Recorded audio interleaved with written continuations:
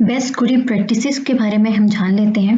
Programming languages, कोई भी आप प्रोग्रामिंग लैंग्वेज अगर उसमें आप डेवलपमेंट कर रहे हो तो ज़रूरी होता है कि हम उसकी जो अच्छी प्रैक्टिसेस हैं हम उसको अपनाएं। मिसाल के तौर पर हम अगर कोड लिखें, कोड के अंदर वेरिएबल नेम हम कुछ ABCXYZ इस्तेमाल कर दें, जो कि जो वैल्यू वो अपने पास होल्ड कर रहा है उसकी रिप्रेजेंटेशन ना कर रहे हो, तो किसी दूसरे बंदे को उसको समझने में बहुत मुश्किल होती है। इवन आपको खुद भी, अगर आप 5-6 महीने के बाद अपना पुराना कोड खोलेंगे और उसमें वेरिएबल नेम अगर आपने डिस्क्राइब नहीं किए हुए, उसको प्रॉपर्ली कमेंट नहीं किया हुआ कि ये फंक्शन आपने क्यों बनाया था, उसका पर्पस क्या है, उसका आउटपुट क्या आ रहा है, आपने उस कोड की, उस स्क्रिप्ट की अगर डिस्क्रिप्शन नहीं लिखी तो आपको खुद भी उसको समझने में थोड़ा टाइम लग जाएगा। आप उसको चला कर देखेंगे तो फिर आपको समझ आएगा कि ये आउटपुट क्या दे रहा है। तो इसलिए तमाम प्रोग्रामिंग लैंग्वेजेस जो हैं वो कुछ प्रैक्टिसेस हमें बता रही होती हैं कि आप इनको फॉलो करें, ताकि जो आप कमांड वगैरह लिख रहे हैं वो बहुत रीडेबल फॉर्म में हो, कि आप अगली दफ़ा उसको पढ़ें तो फ़ौरन से समझ लें। जब आप प्रैक्टिकल लाइफ में आते हैं, आपने कोई एक एप्लीकेशन बनाई है, तो आप ना टीम में काम कर रहे होते हैं। आपने जो एप्लीकेशन का जो फंक्शन बनाया है और वो जब दूसरा बंदा उसको देखेगा वो नहीं समझ सकेगा जब तक आप उसको प्रॉपर्ली कमेंट ना कर दें और उसमें लिख ना दें कि ये फंक्शन काम क्या परफॉर्म करे, इसमें जो इनपुट वेरिएबल हम दे रहे हैं वो किस टाइप के होंगे, वो जो दे रहे हैं उसके अंदर की फंक्शनैलिटी और उसका आउटपुट क्या जनरेट हो रहा है। तो ये सब चीज़ें जो हैं, कमेंट करना, वेरिएबल के नाम, मीनिंगफुल मायनी खेज नाम इस्तेमाल करना, ये सब चीज़ें उसके प्रैक्टिसेस में आते हैं। पाइथन की जो पाइथन एनहांसमेंट प्रपोजल है, ये जो कम्युनिटी है, इन्होंने भी एक सेट ऑफ रूल्स डिफाइन कर दिए हैं। अगर हम उन प्रैक्टिसेस को अपना लेंगे तो हमारे लिए एक बहुत अच्छी खूबसूरत तरीके से हम कोड लिख सकते हैं। ये जो यहाँ पर लिंक आपसे शेयर किया जा रहा है, अगर मैं आपको क्विकली उसका वॉक थ्रू करवा दूँ तो ये हमारी स्टाइल गाइड है, how to write code in Python. अगर आप इसको देखें, इसकी बिल्कुल एग्जांपल यहाँ पर देख लेते हैं। यहाँ पर हम एक फंक्शन हमने क्रिएट किया है, यहाँ पर उसके अंदर कुछ वेरिएबल्स आ रहे हैं, वेरिएबल 1 2 3।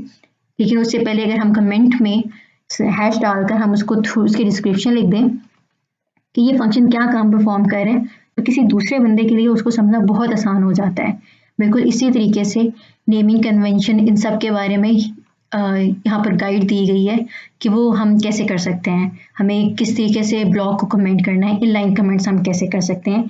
अगर हमें डॉक्यूमेंटेशन की स्ट्रिंग्स पूरी लिखनी है डिस्क्रिप्टिव फॉर्म में, तो अब हर लाइन के ऊपर हैश डाल के कमेंट लिखना बहुत हेक्टिक सा लगता है, बहुत मुश्किल काम लगता है। तो हम उसके भी कुछ सिंटेक्स होते हैं, उसको फॉलो करते हुए हम डॉक्यूमेंटेशन स्ट्रिंग्स लिख सकते हैं। नेमिंग कन्वेंशन के बारे में यहाँ पर डिस्क्रिप्शन है और सब चीज़ें। नेम्स टू अवॉइड, हम किस तरह के नामों को अवॉइड कर सकते हैं उसके बारे में बात है। तो इस गाइड को पढ़ लीजिए, इसको फॉलो करें। जितना खूबसूरती के साथ आप कोड लिख सकते हैं उतना ही अच्छा है। रिकैप, हमारा पार्ट 1 यहाँ पर मुकम्मल होता है। हम लोगों ने इंट्रोडक्शन के अंदर, पार्ट 1 के अंदर हमने पढ़ा वेरिएबल कैसे क्रिएट करते हैं, बेसिक ऑपरेटर्स को, बिल्ट इन फंक्शंस को भी हमने देखा। हमने डेटा स्ट्रक्चर्स के अंदर हमने पढ़ा है डिक्शनरी को, टपल्स को, सेट्स को, लिस्ट को। फिर हमने कंट्रोल फ्लो स्टेटमेंट देखी, इफ एल्स की, हमने लूप्स को देखा, हमने इनके अंदर कॉम्प्रिहेंशंस को देखा कि इसके अंदर किस वेरिएशन के साथ हम लिस्ट के अंदर और तरीके से एलिमेंट्स वगैरह ऐड कर सकते हैं। हमने एरर हैंडलिंग को डिटेल के साथ देखा कि हम एक्सपेक्टेड एरर जो अगर हो सकता है हम उसको खुद प्रोग्राम उसको हैंडल कैसे कर सकते हैं, बजाय इसके कि वो क्रैश हो जाए। हमने फाइल को रीड और राइट करने के प्रोग्राम देखे हैं, उनकी एग्जांपल्स को ट्राई किया है। हमने फंक्शंस को देखे कि हम फंक्शंस कैसे डिफाइन कर देते हैं, इसकी यूजेबिलिटी कहाँ आती है। और फिर हमने पढ़ा ऑब्जेक्ट ओरिएंटेड प्रोग्रामिंग के बारे में। हमने जाना कि हम एक क्लास कैसे क्रिएट कर सकते हैं, उस क्लास के अंदर मल्टीपल वेरिएबल्स हो सकते हैं, उसके अपने फंक्शंस हो सकते हैं जो उस ऑब्जेक्ट के ऊपर अप्लाई हो सकते हैं। हमने फिर देखा इनहेरिटेंस के अंदर कि हम एक क्लास से इनहेरिटेड क्लास जनरेट कर सकते हैं। मिसाल के तौर पर जो गाड़ियाँ होती हैं, गाड़ियों के अंदर बहुत सारे पुर्जे वगैरह एक जैसे होते हैं, लेकिन अगर आप मर्सिडीज़ की तरफ चले जाएं तो वो खूबसूरती के लिहाज से, उसकी दरवाजे, फिनिशिंग वगैरह वगैरह वो सब ज़्यादा खूबसूरत हो जाते हैं और उसके ऊपर एक दूसरी किस्म का मटेरियल लग रहा होता है।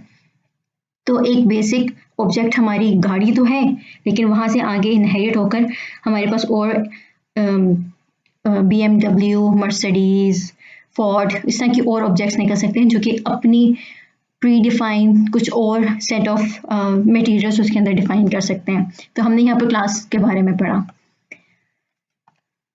जज़ाकल्लाह, यहाँ पर हमारा पार्ट 1 मुकम्मल होता है। इंशाल्लाह नेक्स्ट सेशन में हम पार्ट 2 को पढ़ना शुरू करेंगे, जिसके अंदर हमारा फोकस होगा मॉड्यूल इंस्टॉलेशन वगैरह की तरफ, और ईमेल SMTP को हम कैसे कॉन्फ़िगर वगैरह कर सकते हैं, तो हम इंशाल्लाह उसके बारे में पढ़ेंगे। तब तक के लिए अस्सलाम वालेकुम वरहमतुल्लाह।